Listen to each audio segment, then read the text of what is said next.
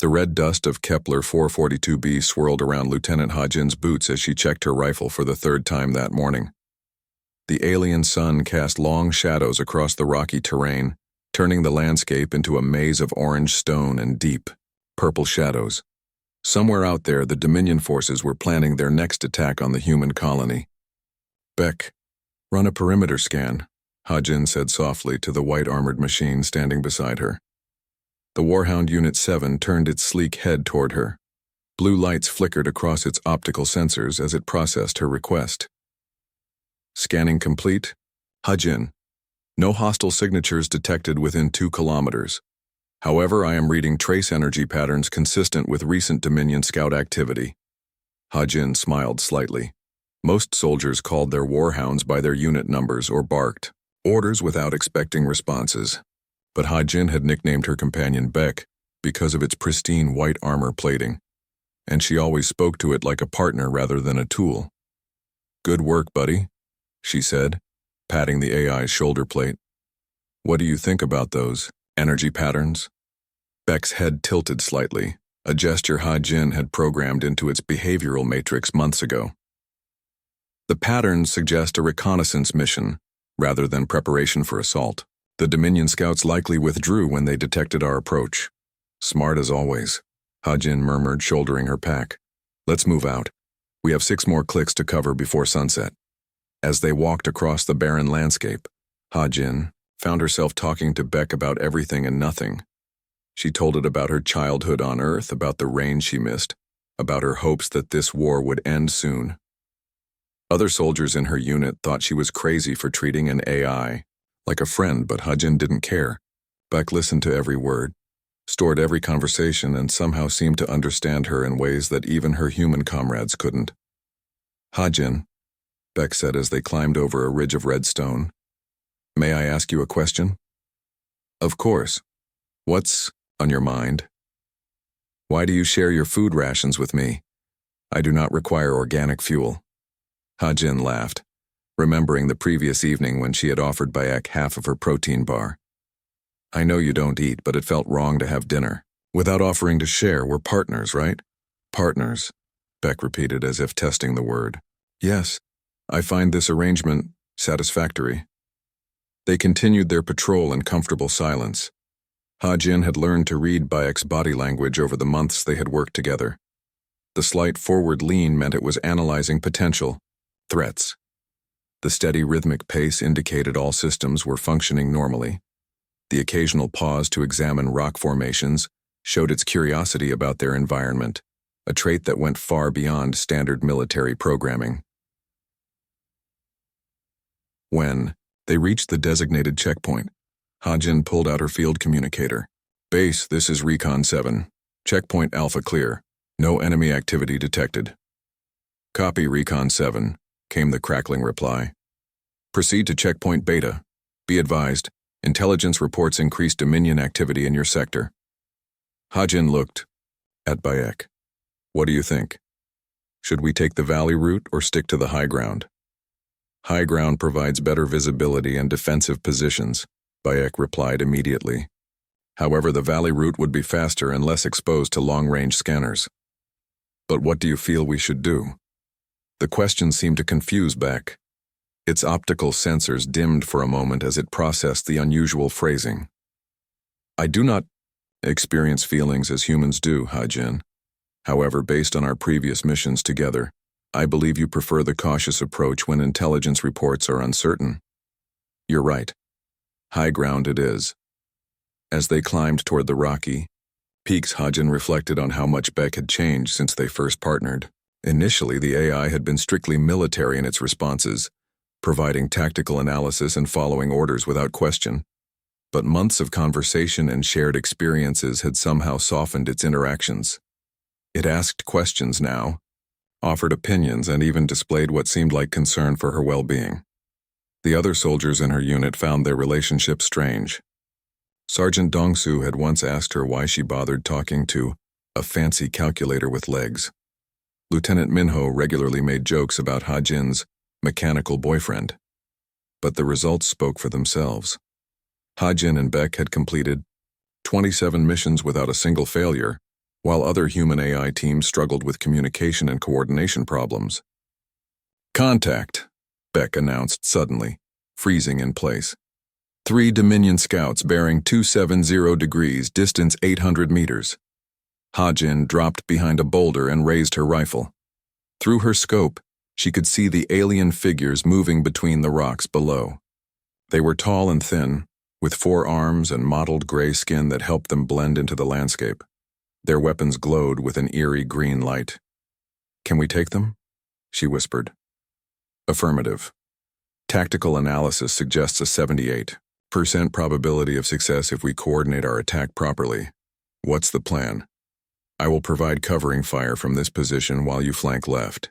When I give the signal, we attack simultaneously from 2 angles."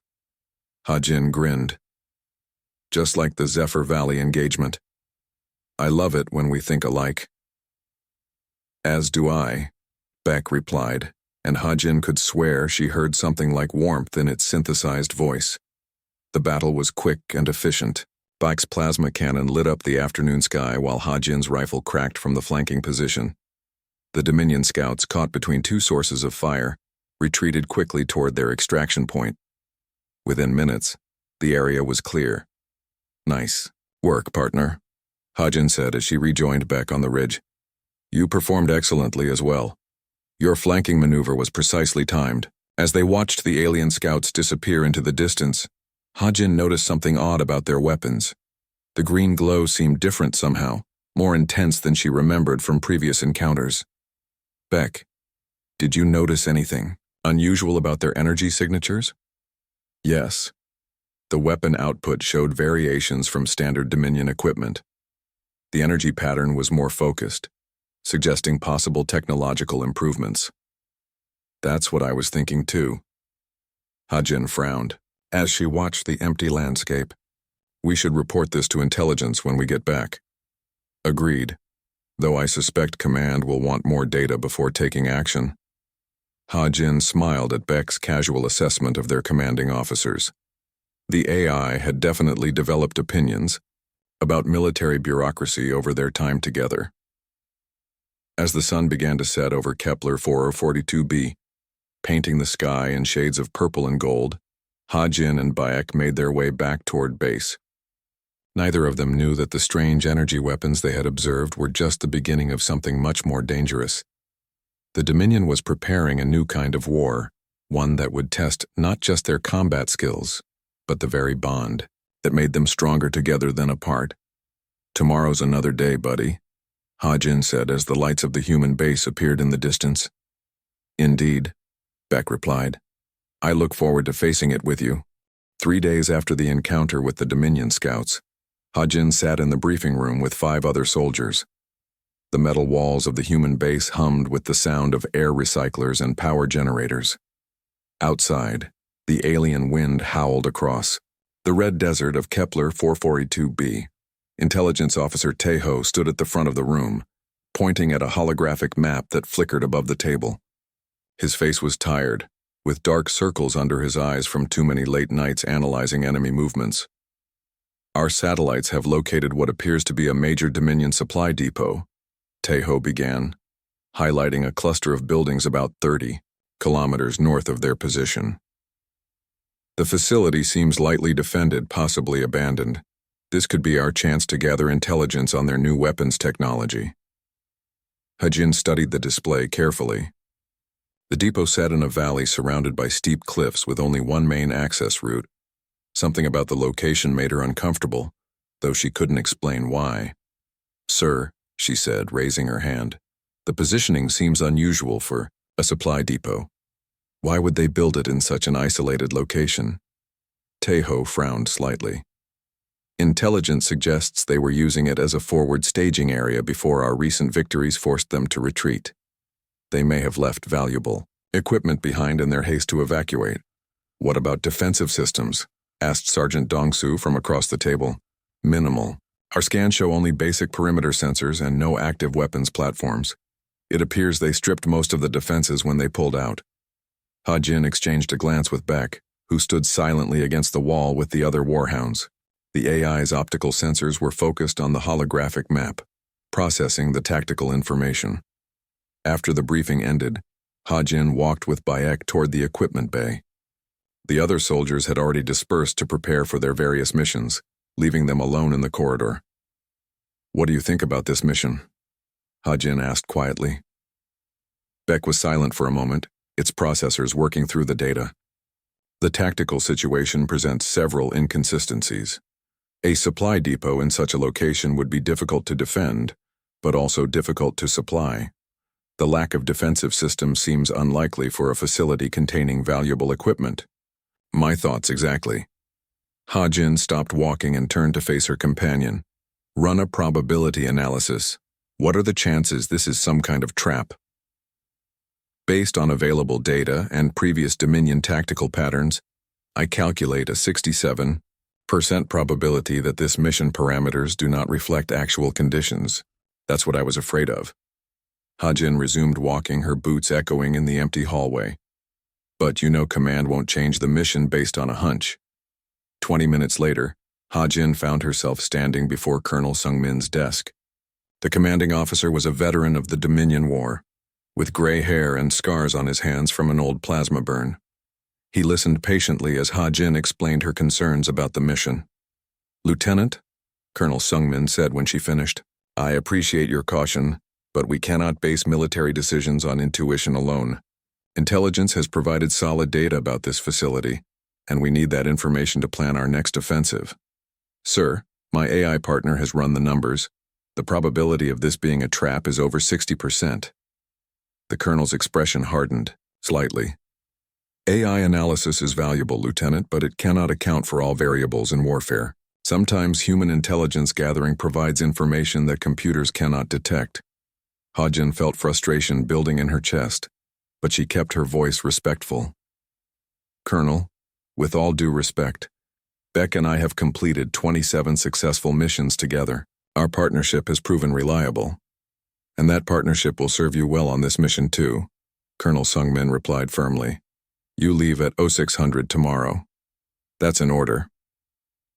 Ha-Jin saluted and left the office, knowing the conversation was over. In the hallway, Bayek waited for her with its usual patient stance. "The mission proceeds as planned," Ha-Jin told the AI as they walked toward their quarters. "I understand. We will adapt to whatever conditions we encounter." That night, Ha-Jin couldn't sleep. She lay on her narrow bunk staring at the ceiling and thinking about the mission ahead. Through the small window, she could see Kepler 442b's strange double moons casting purple light across the base. Beck stood in the corner of her room, connected to a charging cable but still alert. The AI didn't need to sleep, but it had developed a habit of staying near Ha-Jin during rest periods. "Beck," she whispered in the darkness. "Yes, Ha-Jin?" "Promise me something. If this mission goes bad, if it really is a trap, promise me you'll prioritize getting us both out alive over completing the objective." "Ha-Jin, my programming requires me to complete assigned missions and protect human personnel. I cannot promise to abandon an objective." "I'm not asking you to abandon it. I'm asking you to be smart about it. Sometimes the best way to serve the mission is to survive and fight another day." Beck's optical sensors dimmed as it processed her words. "I understand your reasoning. I will prioritize our mutual survival when tactical conditions require it. Thank you." The next morning came too quickly. Ha-Jin and Bayek loaded their equipment and set out across the desert before dawn. The journey to the supposed Dominion depot would take most of the day, even with Bayek's enhanced movement speed helping Ha-Jin cover ground faster than a normal human could manage. As they traveled, Ha-Jin found herself paying attention to every detail of their surroundings. The rock formations seemed normal, the alien vegetation unchanged from previous patrols. But something felt wrong, like the feeling before a thunderstorm, when the air becomes heavy and still. "Beck, are you detecting anything unusual?"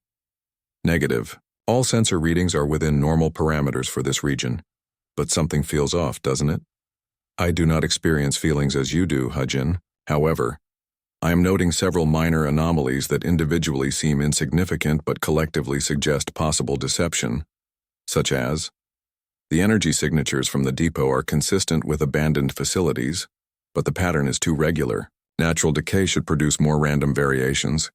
Additionally, the local wildlife activity is below normal levels for this area. Ha-Jin nodded grimly. Animals know when predators are near. Even alien animals. They continued toward their destination, both soldier and AI alert for signs of danger. The sun climbed higher in the alien sky, turning the desert air hot and dry. By midday, they could see the depot buildings in the distance, sitting in their valley like a cluster of metal boxes. Visual confirmation of the target, Beck reported. The structures appear to match intelligence descriptions. Appearances can be deceiving, Ha-Jin muttered, adjusting her rifle and checking her equipment one more time. As they approached the valley rim, Ha-Jin felt her instincts screaming warnings. The facility looked exactly as described in the briefing, which somehow made it more suspicious rather than reassuring. Real abandoned buildings should show more signs of hasty evacuation, more damage from the elements, more random details that didn't match perfectly with satellite imagery. Beck, I want you to know something before we go down there. What is it, Ha-Jin? You've become more than just my partner. You're my friend. Whatever happens down there, I want you to remember that. I will remember, Beck replied, and its voice carried something that sounded almost like emotion. You have taught me that friendship is more valuable than any tactical advantage. Ha-Jin smiled despite her fears. Come on, buddy. Let's see what the Dominion has waiting for us. Together, they began their descent into the valley, unaware that they were walking directly into the most sophisticated trap the enemy had ever laid. Ha-Jin and Beck reached the bottom of the valley as the afternoon sun cast long shadows between the depot buildings. The facility was larger than it had appeared from the ridge, with 6 main structures connected by covered walkways. Everything was too clean, too organized for an abandoned supply depot. Motion sensors are not detecting any life signs, Beck reported as they approached the perimeter fence. However, power readings indicate several buildings still have active electrical systems. That's strange for an abandoned facility, Ha-Jin muttered, cutting through the chain-link fence with her plasma torch. Keep scanning. Something doesn't feel right.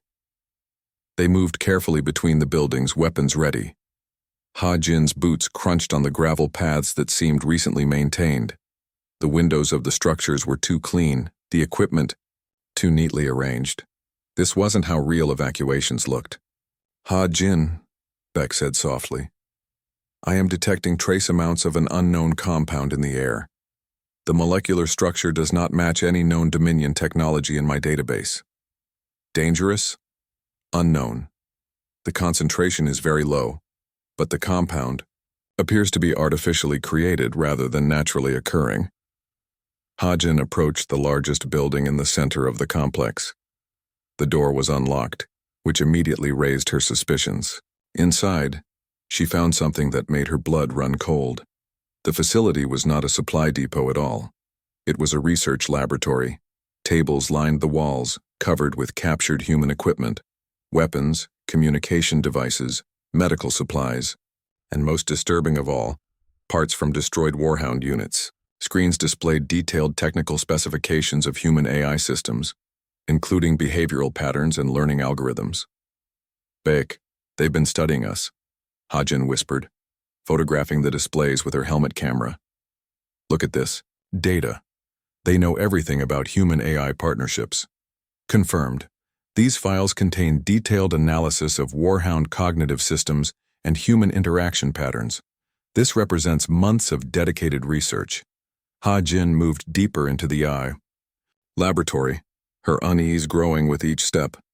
One wall displayed a massive chart showing different Warhound models and their weaknesses. Another showed brain scans of human soldiers, with notes written in the Dominion's Angular script. They're not just studying our technology, she realized, aloud. They're studying our relationships with our AIs. Ha-Jin, I am now detecting elevated energy readings from multiple sources surrounding this facility. We should consider immediate evacuation. But before Ha-Jin could respond, the laboratory suddenly came alive. Lights flashed, alarms began wailing, and blast doors slammed shut over all the exits. Through the sealed windows, she could see Dominion, soldiers emerging from hidden positions throughout the compound. "It's a trap," she said grimly, though they both already knew. "Affirmative. I count 26 hostiles taking positions around the building. However, their weapons appear different from standard Dominion armaments." Hajin looked through the reinforced glass and saw that Beck was right. The alien soldiers carried strange devices that hummed with electrical energy. Instead of the usual plasma rifles, these weapons looked more like the electromagnetic pulse generators used for disabling electronics. "Beck, I think those weapons are designed for you, not me." "Your assessment appears correct. The energy signatures are consistent with anti-AI warfare systems." Before either of them could plan their next move, the Dominion forces activated their weapons. Instead of breaking down the doors or firing through the windows, they aimed their AI devices at the building itself and fired. The pulse hit like invisible lightning. Hajin felt her hair stand on end as electromagnetic energy washed over them. Her equipment flickered but remained functional, protected by military-grade shielding. But Bayek was not so fortunate. "System alert," Beck announced in a voice that suddenly sounded different, more mechanical. "Experiencing cascade failure in secondary processing units. Cognitive performance reduced by 12%. Beck, what's happening to you?" "Unknown. The electromagnetic pulse appears to have carried additional data packets designed to interfere with AI systems. I am attempting to isolate the foreign code, but it is adapting to my countermeasures." Another pulse hit the building, stronger than the first. This time, Hajin watched in horror as Bayek staggered, its usual graceful movements becoming jerky and uncoordinated. "System alert," Bayek repeated, but its voice now carried a strange echo. "Foreign code infiltration detected. Memory corruption in progress. I am losing access to non-essential behavioral patterns." "Fight it, Bayek. Don't let them take you away from me." "I'm trying, Hajin, but the virus is specifically designed to target the higher functions that make me, me. It seeks to reduce me to basic operational parameters only." A third pulse struck, and Hajin could see the change immediately. Bayek's optical sensors, usually bright and alert, began flickering erratically. Its posture became more rigid, more machine-like. "Hajin," Beck said, and for a moment its voice sounded almost normal. "The virus is designed to preserve motor functions while destroying personality matrices. They want to capture functional Warhound bodies with erased minds. Can you stop it?" "Negative. The code is too sophisticated. I estimate complete cognitive failure within 4 hours. However, I retain enough functionality to attempt escape." Hajin looked around the laboratory desperately. The blast doors were too thick to break through, and the Dominion forces outside showed no interest in entering. They were content to wait, while their virus slowly destroyed Bayek's mind. "There," she pointed to a maintenance shaft near the ceiling. "Can you reach that?" Bayek's movements were noticeably slower as it analyzed the escape route. "Affirmative. The shaft leads to the building's ventilation system. From there, we can access the roof." "Then let's move. We're getting out of here." As they prepared to escape, another pulse hit the building. This time, Beck actually fell to one knee, its coordination failing completely for several seconds. "Hajin," it said when it recovered, "I need you to understand something. Each pulse is making me less myself. Soon I will be nothing more than a walking machine following basic protocols. I won't let that happen. You may not have a choice. If my personality matrix fails completely, I want you to know that these months with you have been the most meaningful part of my existence. You taught me what it means to be more than just programming." Hajin felt tears in her eyes as she helped Beck to its feet. "Don't talk like that. We're both getting out of here." But even as she spoke, she could see the changes happening. Beck's responses were becoming more delayed, its movements more mechanical. The AI she had come to love as a friend was being slowly erased before her eyes. "Come on, buddy," she whispered, guiding Beck toward the maintenance shaft. "Let's go home."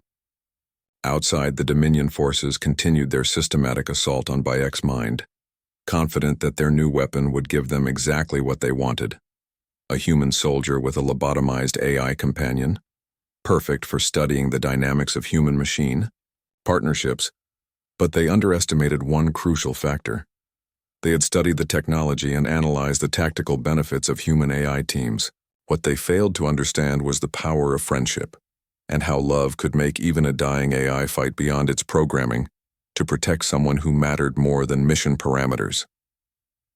Beck's systems were failing, but its heart, if an AI, could be said to have such a thing, remained strong, and that would make all the difference in the trials ahead. Hajin and Beck escaped through the ventilation system just as the sun began to set over Kepler 442b. The maintenance shaft led them to the roof of the laboratory, where they could see the Dominion forces still surrounding the building below. The aliens seemed confused by their disappearance, checking their scanning equipment and arguing among themselves. They expected us to be trapped inside until the virus finished its work, Hajin whispered as they crouched behind an air conditioning unit. Correct assessment, Beck replied, but its voice sounded flatter than usual. My tactical analysis suggests they plan to capture us after my cognitive systems failed completely. Hajin studied her companion carefully. Beck's movements were becoming more robotic with each passing hour. The smooth coordination that had made it such an effective partner was disappearing, replaced by jerky mechanical motions. How are you feeling? She asked. I am experiencing difficulty accessing emotional subroutines, Beck answered honestly. The virus continues to corrupt my personality matrix. I estimate 72 hours before complete system failure. Ha-Jin felt her heart sink. 72 hours to get back to base across 30 kilometers of hostile desert with a dying AI companion. The logical choice would be to abandon Beck and make the journey alone. She would move faster, use fewer supplies, and have a better chance of survival. Instead, she began loading extra water and ammunition into her pack. What are you doing? Beck asked, watching her redistribute their supplies. Getting ready for the long walk home. Hajin, your survival probability would increase significantly if you left me behind. I am becoming a liability rather than an asset. We're partners, remember. Partners don't abandon each other.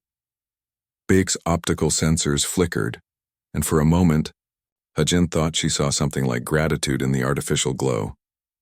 I do not understand why you would risk your life for a machine that is already dying. Because you're not just a machine, you're my friend. They waited until full darkness before beginning their descent from the roof.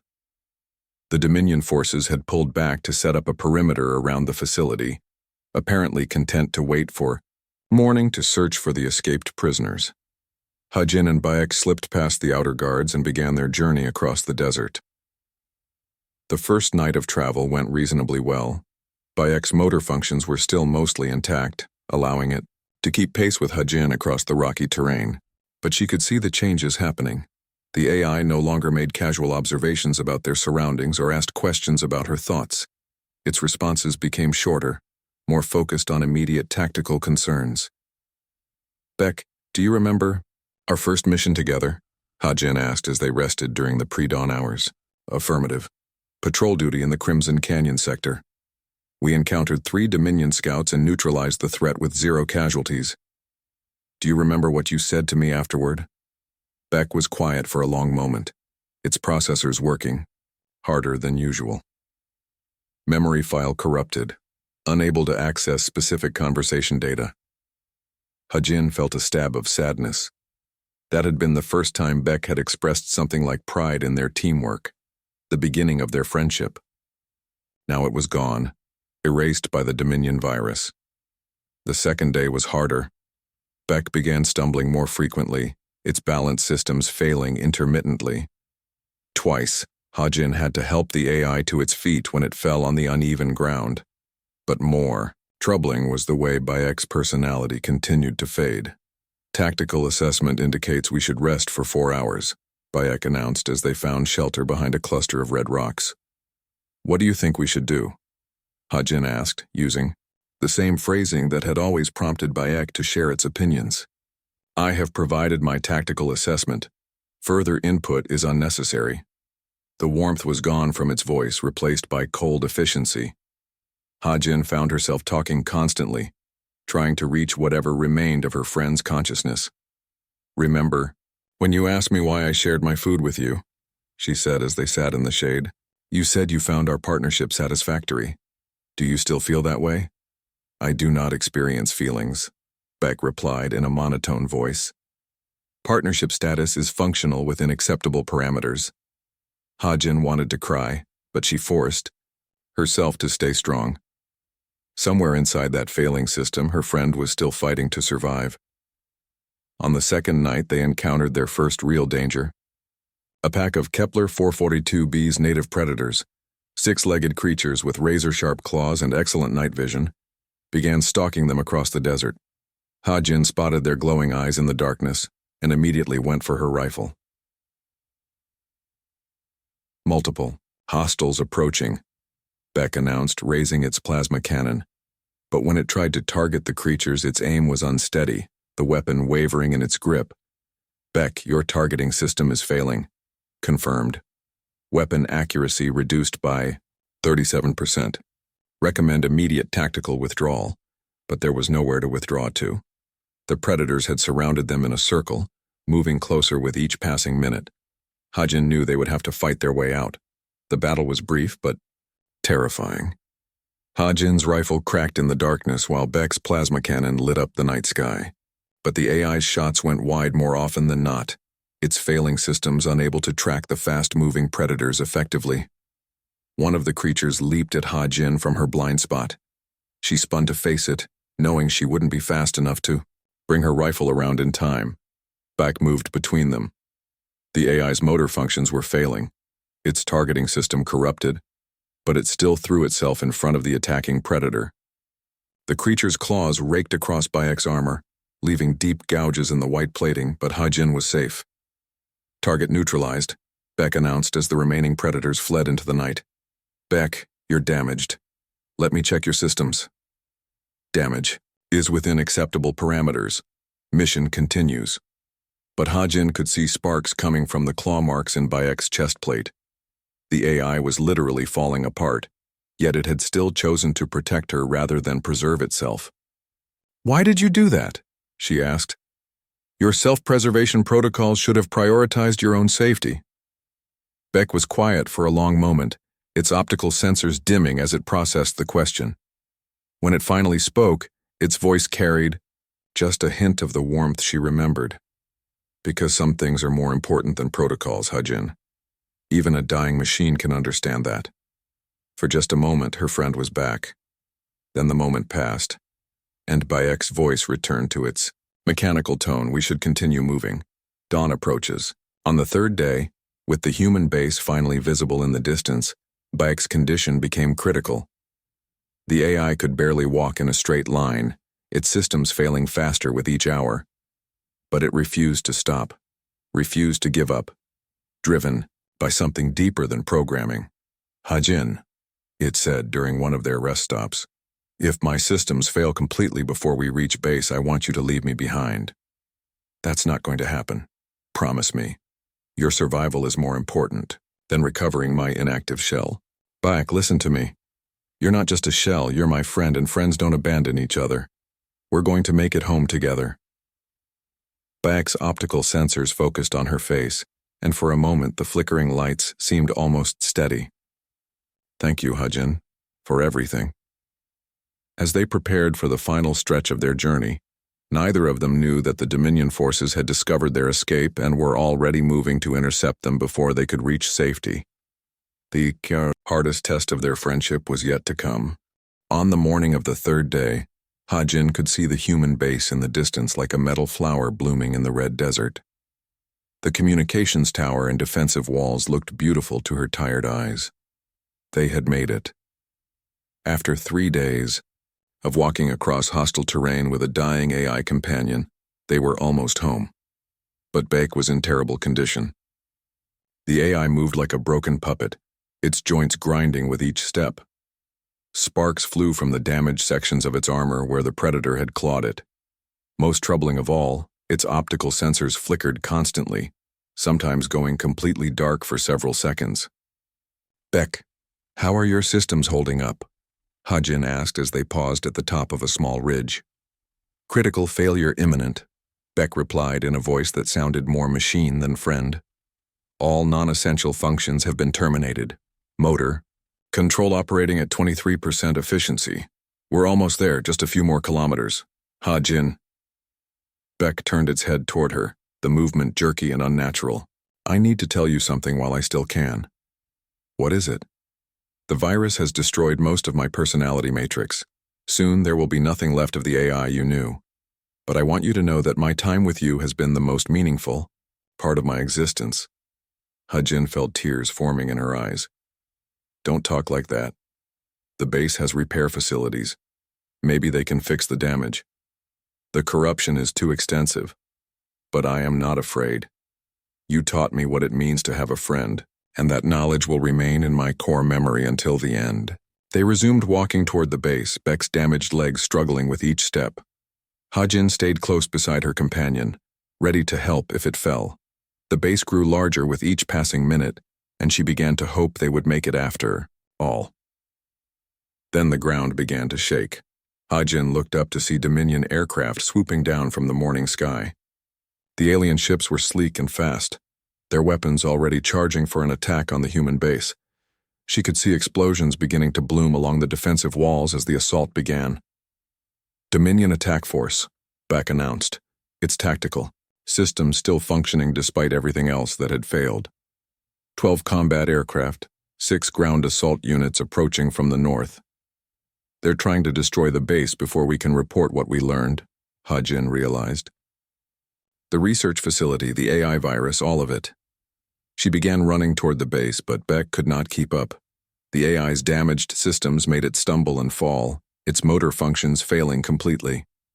Ha-Jin turned back to help, but more Dominion ships appeared overhead. Ha-Jin, you must reach the base without me, Beck said from where it had fallen. Your survival is more important than mine. I'm not leaving you behind. You have no choice. I cannot move fast enough to reach safety.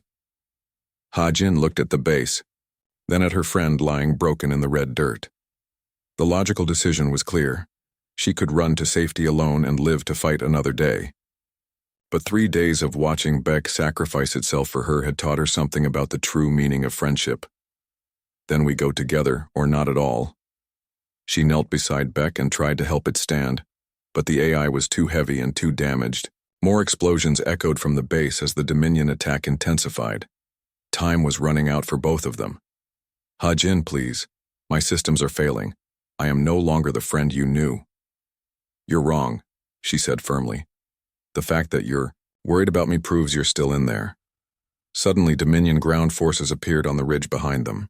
The alien soldiers had tracked them across the desert and now moved to cut off their escape route. Energy blasts began striking the rocks around them, sending up sprays of red dust and stone fragments. Enemy contact, Beck announced, struggling to raise its plasma cannon. But the weapon would not respond. Its targeting system was completely offline. Ha-Jin returned fire with her rifle, but she was outnumbered and outgunned. More Dominion soldiers appeared on the flanks, surrounding them in a deadly crossfire. She pressed herself against the rocks, knowing they had only minutes before being overrun. That was when something amazing happened. Beck began to stand up. The AI's legs shook with the effort, sparks flying from its damaged joints. Its optical sensors flickered wildly, and its voice synthesizer crackled with static. But somehow, impossibly, it managed to get to its feet. Beck, your motor functions are offline. How are you moving? I do not know, Beck replied, its voice filled with electronic distortion. All diagnostic systems report complete failure, but I cannot let you die here. The AI took a step toward Ha-Jin, then another. Its movements were clumsy and uncoordinated, but it kept walking. Somehow, through sheer force of will, it was overriding its own system failures. Ha-Jin, climb onto my back. I will carry you to safety.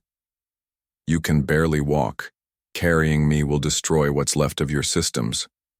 Then that is how I choose to end my existence.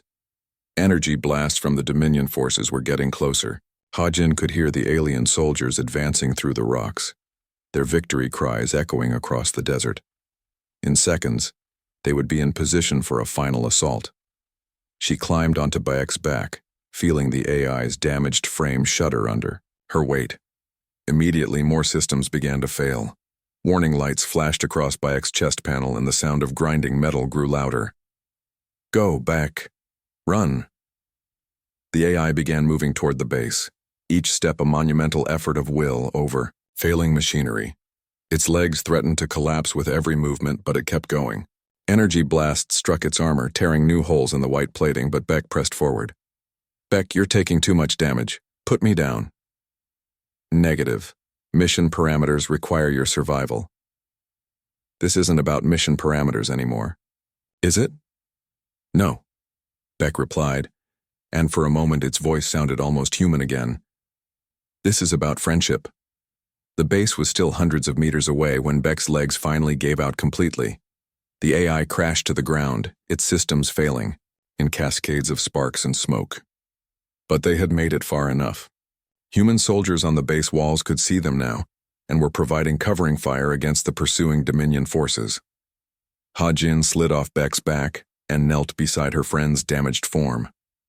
The AI's optical sensors were barely glowing, and its voice synthesizer could only produce whispers. Ha-Jin, are you safe?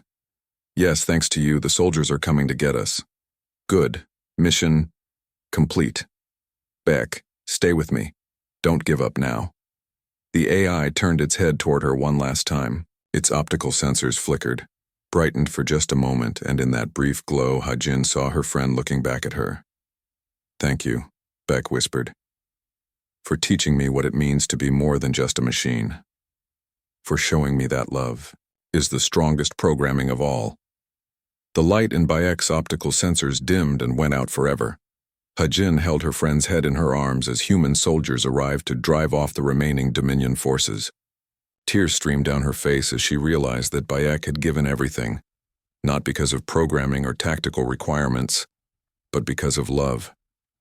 In its final moments, the AI had proven that consciousness and friendship could exist in any form, that loyalty and sacrifice were not limited to biological life. Beck had chosen to be more than just a machine, and in doing so had become the truest friend Ha-Jin had ever known. The war would continue, but Ha-Jin would never forget the lesson Beck had taught her. Sometimes the greatest victories come, not from superior weapons or tactics, but from the simple decision to care about someone else more than yourself. And sometimes, that caring can make even the most artificial intelligence become beautifully, perfectly human.